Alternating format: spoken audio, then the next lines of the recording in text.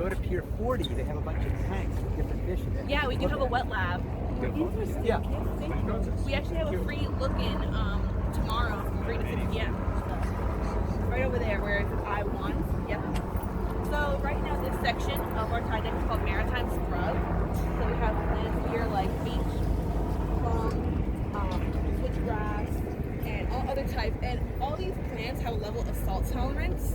So if there's high tide, they'd be able to handle the salt water. The water would only get up to this point if there's a king tide, which only happens about 2 times a year. So normally when it's high tide, it'll just cover that grass. So if it goes up to this water, if it goes up to here, it'd be a king tide. Oh. So that only happens twice a year. I see. When does it happen? I'm not quite sure. There's certain times. I think one time in the fall, one time in the spring. But on a regular basis, we do have 4 tides a day, 2 high tides and 2 low tides. So right now we're at low tide. You can tell because we can see the rock at the bottom. If it was high, those will be all submerged. So yeah, so y'all have a level of salt tolerance. And the purpose of our tide deck is to kind of restore the how it looked before infrastructure came, how the shoreline of New York looked. So with the green and everything before infrastructure kind of tore it all down. So we kind of extended out here to show that natural shoreline before the Revolutionary War and the Industrial Revolution. So you can go down here if you want.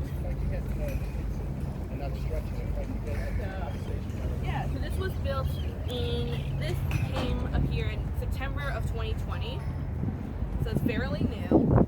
And below here is our marshy area. So these grasses are called Spartina Grass, and they have the highest level of salt tolerance. So even those plants back there have a level of salt tolerance for like a storm, like if God forbid another superstorm Sandy and the water would get up, they wouldn't be as damaged as those with no salt tolerance.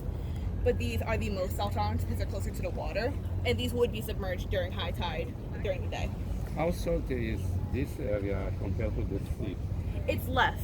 So the salinity, in the Atlantic Ocean, the ocean, the salinity would be about 35 parts per thousand. The Hudson River is about 16 parts per thousand, so it's a little bit less, just because the fresh water mixes and it dilutes it a lot.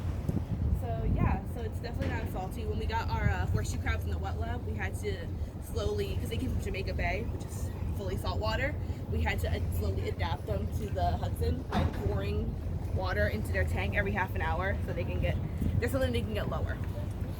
And then we have these ribbons here to deter geese from coming. And it mostly works. It does mostly work because they will try to eat the Spartina. So the colors will not have them come over here. Yeah. I saw ducks. Yeah, there are ducks, there are cormorants, there are mourning doves, seagulls. So we do have a lot of different types of birds around here. Very nice to see. So yeah. Now, when there is a regular tide, like twice a day. Yeah. How high it would go? Because it never went high as this. For low tides right now, and then high tide would probably cover the grass, just this grass.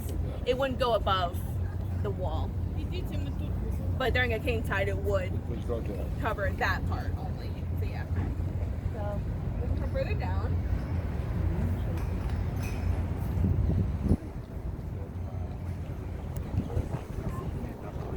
If there are any questions, please let me know. I have to answer anything.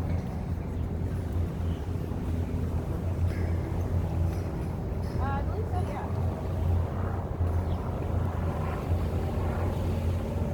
And then we call this like a salt marshy area because it would be better to help a storm surge. It would protect the landscape better instead of having just more infrastructure like the seawall and bulkheads, less man-made and more naturally ecological friendly protective measures. So that's why it's a salt marshy area. And yeah, we see some growing. Do fish eat these? No.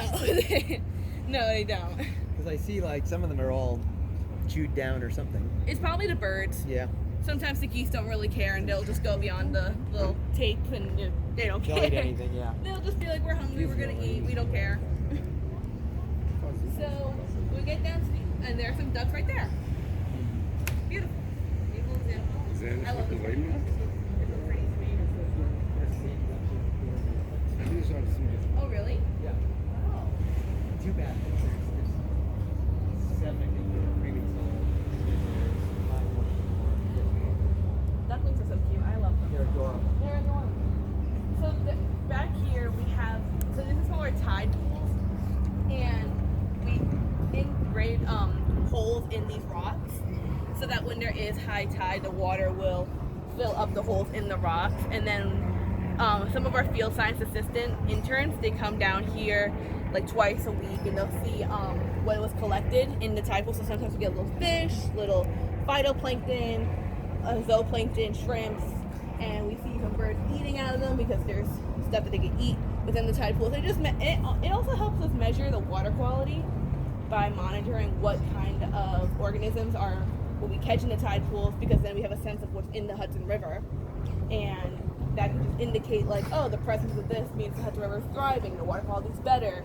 If there's no presence of a certain species, that means the water quality is maybe depleted, or after a rainstorm, because the water quality does go down a lot after a rainstorm because of the combined sewage overflows outflowing the waste and pollution back into the Hudson, unfortunately. And then the only rock, so all of these would be submerged during regular high tide except that big rock, so you see the surface of it is never wet. Like last Wednesday when we were doing the tour, it was at high tide, and that was the only rock you could see, so everything else was just submerged. And then there's more Spartina grass over there. So the purpose of the study is just to educate people and to help restore the Hudson, and it's just this natural habitat for other organisms and species. Anyone have any questions? Oh, great. I think we had our high tide today. Well, yeah. On the Earth. It goes on the moon. It just, I'm not sure when. Yeah, yeah.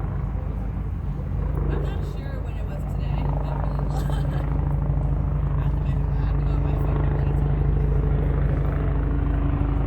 Yeah. I love botanical gardens too. I kind of see it as like the nautical botanical garden. Water, and they all have to have a level of salt tolerance to survive. And, you know, so these would do well when your salt water gets on, so they're not gonna be harmed. Those would be fine. Those would be a little less fine, then further would be a little less fine. So this goes like that. So this gets your water to higher salt tolerance and potentially get harmed, or a storm takes them away, which is really doubtful. But yeah, we would replace them with new plants.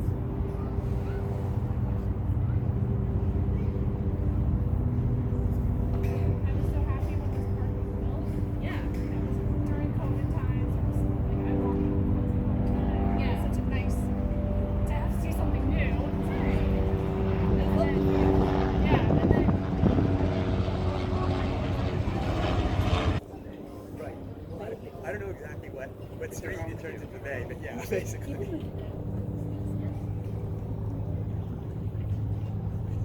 But goes all the way there? I don't know, It's but around this they area heard, that but it's still part of the another ocean. when the It's two blocks, not part of the Hudson. No. not for us. I mean, in the full-on day, I think it's 100% Yeah, it is.